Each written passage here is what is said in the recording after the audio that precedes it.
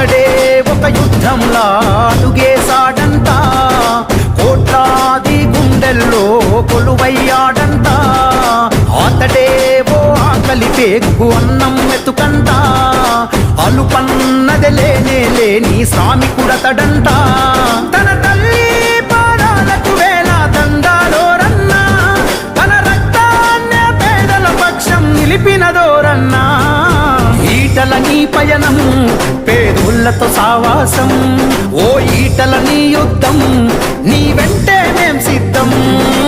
ఈటల నీ పయనం పేదోళ్లతో సావాసం, ఓ ఈటల నీ యుద్ధం నీ వెంటే మేం సిద్ధం.